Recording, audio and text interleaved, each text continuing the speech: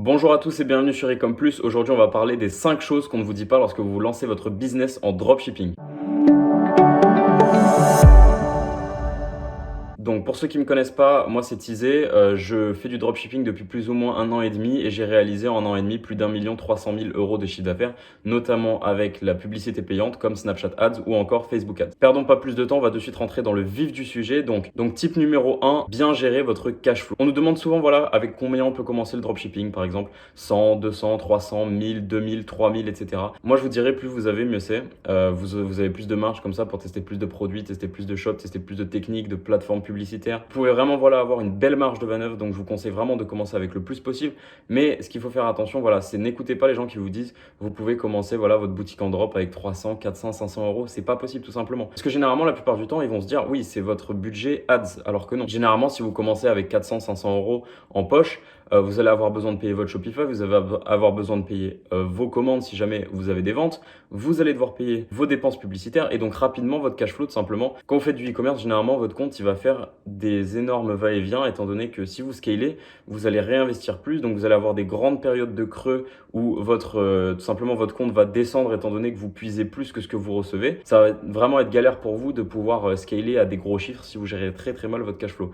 Donc vraiment faites très attention à tout ce qui est gestion de cash flow, donc de fonds de roulement. Vraiment être sûr de pouvoir scaler et de pouvoir envoyer vos commandes en temps et en heure pour pouvoir alléger votre service client tout simplement et puis également avoir une bonne satisfaction client, ce qui est très important si vous voulez créer une marque sur le long terme. Type numéro 2, bien gérer ses marges. Il va un petit peu avec le précédent, donc c'est pour tout ce qui est financier. Bien gérer ses marges, c'est un truc généralement qu'on oublie en essayant de vendre le moins cher possible. Pensez fortement à votre rentabilité, c'est-à-dire que faire par exemple les chiffres que vous voyez certainement sur YouTube, vous voyez des 3, 4, 5, 10, 15, 20 000, 30 000, 40 000 € par jour. Il faut faire gaffe toujours à votre seuil de rentabilité, c'est-à-dire par exemple un gars qui fait rentrer 10 000 € par jour de chiffre d'affaires et qui va avoir 10% de marge, il va faire rentrer moins qu'un mec qui fait 5 000 et qui prend 50%. Sachant qu'il y a énormément de charges à payer une fois que vous avez payé vos commandes et que vous avez payé vos fournisseurs, etc.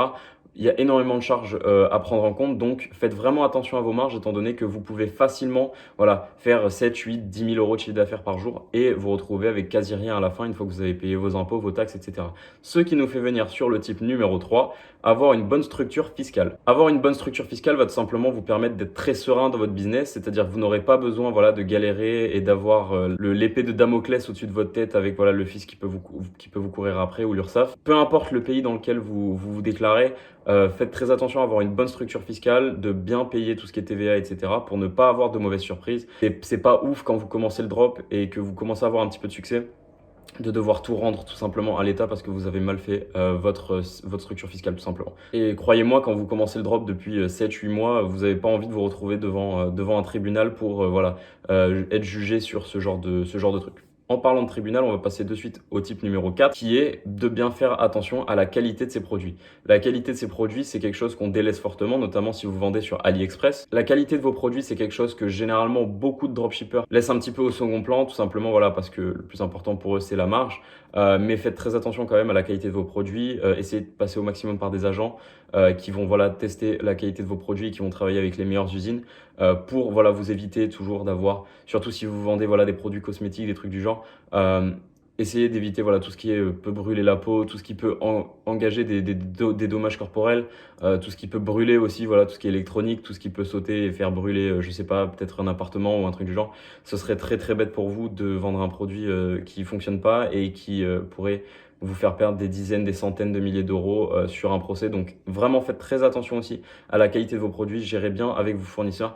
Même si vous perdez un petit peu de marge, n'oubliez pas que le plus important dans le e-commerce et dans le dropshipping, c'est de tenir sur le long terme, pas uniquement de faire du cash en one shot tout simplement. Vous risquez tout simplement pas d'avoir ce genre de procès pour brûlure de peau, etc.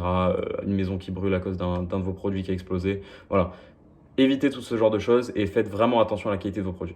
Et enfin, le tips numéro 5 qu'on va aborder aujourd'hui, c'est de bien réinvestir son argent dans le business. Je vous parle en connaissance de cause. Moi, quand j'ai commencé à gagner un petit peu d'argent dans le dropshipping, j'ai commencé vraiment à beaucoup dépenser, à flamber. Pendant quasiment 1 an, j'ai fait uniquement que ça. Et en fait, simplement, quand vous avez des moments de creux, vous avez par exemple un compte Facebook qui saute ou quoi, vous vous retrouvez dans une espèce de traversée du désert et mentalement, c'est vraiment pas facile, étant donné que vous n'avez tout simplement quasiment plus d'argent pour pouvoir repartir. Donc, ne claquez pas tout dès que vous gagnez un petit peu d'argent en vous disant ah c'est pas grave, je regagnerai ça le lendemain. Économisez un maximum et surtout le plus important, réinvestissez votre argent dans quelque chose qui est intéressant pour votre porte-monnaie. Laissez tout simplement voilà, travailler l'argent pour vous au lieu de travailler pour votre argent. Ça fait un petit peu phrase de mindsetter d'investisseur, mais voilà, c'est vraiment la vérité. Investir dans la pierre, investir dans des business, investir voilà, dans tout ce qui est start-up, etc. Dans des technologies que vous pensez être le futur tout simplement. Voilà, quitte à vous prendre quelques murs de temps en temps, je vous conseille vraiment de le faire étant donné que voilà, ce sera toujours mieux investi que d'acheter tout simplement voilà, des conneries, donc des sables de luxe, etc.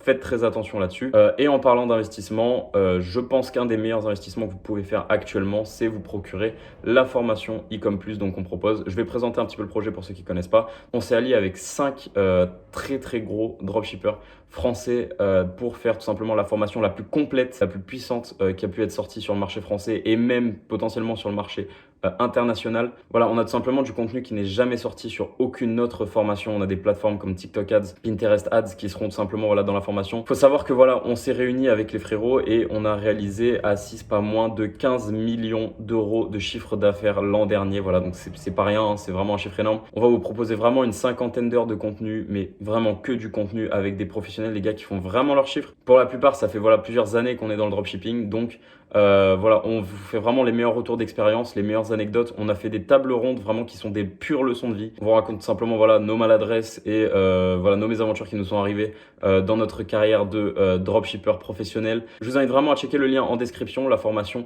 est sur le point de sortir. On est vraiment à rien du tout de la sortie. On a tourné quasiment la totalité des modules. C'est actuellement tout en montage, donc restez connectés. Abonnez-vous à la chaîne si ce n'est pas déjà fait. Activez la cloche de notification puisqu'on va vous bourrer de contenu en attendant la sortie de la formation. Et on se dit à la prochaine pour une nouvelle vidéo. Salut!